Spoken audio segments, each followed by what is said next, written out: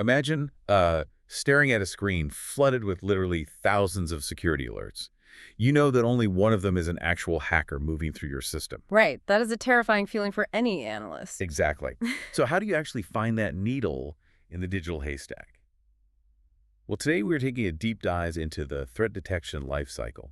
We are going to conquer the practice questions for the NSE 6 FSM AN 7.4 exam. And we are taking a very deliberate, measured approach for you today. Yeah, we are not rushing this at all. We want to walk you chronologically from the initial moment a log is enriched all the way up to advanced machine learning analytics. Right. So to really understand this life cycle, we need to look at how an analyst first makes sense of raw data. And that brings up a very common scenario. Question 1. When enriching event logs with contextual information during an investigation, what is the primary advantage of utilizing a configuration management database query over a static lookup table? The correct answer is A. It provides dynamic asset categorization and real-time ownership detail. Yes, exactly. Which, makes total sense when you think about it. It really does. Yeah. Because a CMDB gives you live context instead of outdated records. Well, right. Like if I'm using a static lookup table, I'm essentially navigating a city with a printed paper map from, 5 years ago. Oh, that's a great analogy. But querying a CMDB is like using a live GPS. It updates traffic, road closures, and IP ownership in real time during an active investigation. And that live context is just so crucial when we transition from enriching logs to actually searching them for dynamic threats, which leads us right to question 2. Let's hear it. An analyst needs to identify all internal hosts communicating with malicious external domains. But the list of malicious domains is dynamically generated by another search. Which feature is required to achieve this in a single automated workflow? The correct answer is D. It requires nested query lookups. Right. And the underlying mechanism here is just a massive time saver for analysts. Okay. Yeah, a nested query lookup takes the output of your first search, which is that ever-changing list of bad domains, and automatically feeds it as the direct input for your second search, finding the internal hosts. Wow, so you are building multi-stage automation without manually exporting and importing CSV files between searches. Exactly. Man, nobody wants to deal with CSV files. But, searching is really just the beginning. Analyzing a hacker's behavior over time requires us to actually look at the sequence of events. That's very true. So let's look at question 3. A rule is designed to detect a brute force attack, followed by a successful login. It requires multiple failed login events from the same source, followed by one successful login event. Which rule configuration handles the sequencing and timing of these distinct events? The correct answer is C. You use rule subpatterns. Right. So I have to ask, why are rule subpatterns such a game changer for an analyst in this scenario? Well, basically because they give the system a memory. Yeah, instead of just looking at isolated snapshots of failed logins, the system uses subpatterns to watch a movie unfold. It actively tracks the sequence, the specific event types, and the strict timing window before that one successful, terrifying login happens. Wow, okay. But what happens when the movie ends and the malicious behavior actually stops?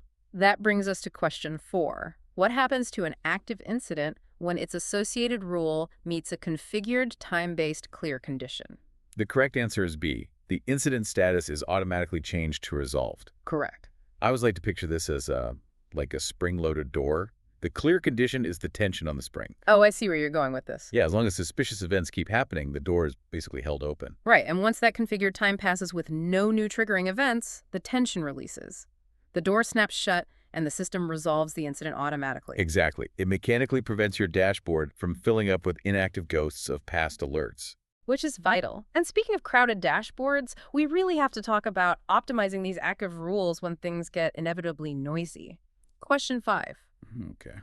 A specific analytics rule is generating a high volume of false positive incidents for a known vulnerability scanner.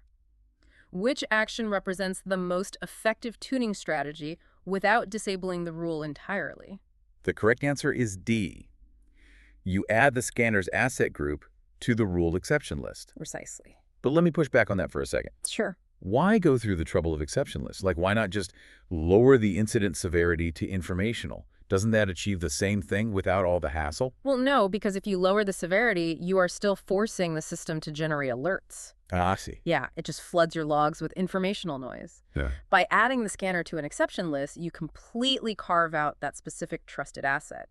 The system stops checking it entirely, but the rule stays fully lethal and effective for every other machine on the network.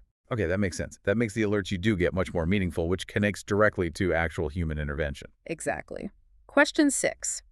You are configuring a notification policy for critical database servers.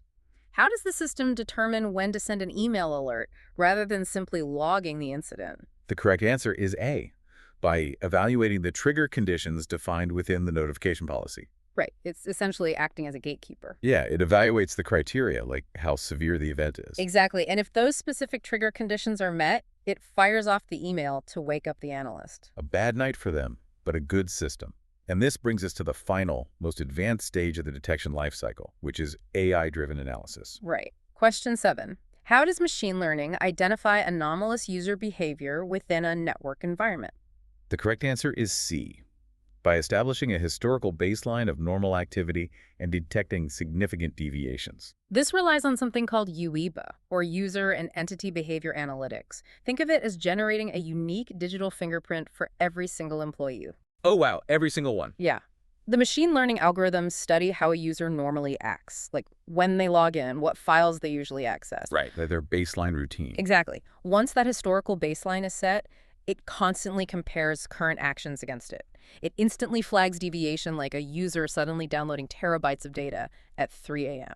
Well, to quickly summarize for you, we have just traversed 7 key pillars of the NSE 6 FSM AN 7.4 exam. We covered quite a bit today. We really did. We went from CMDB log enrichment and nested queries to subpatterns, incident life cycles, exception tuning, notification triggers, and machine learning baselines.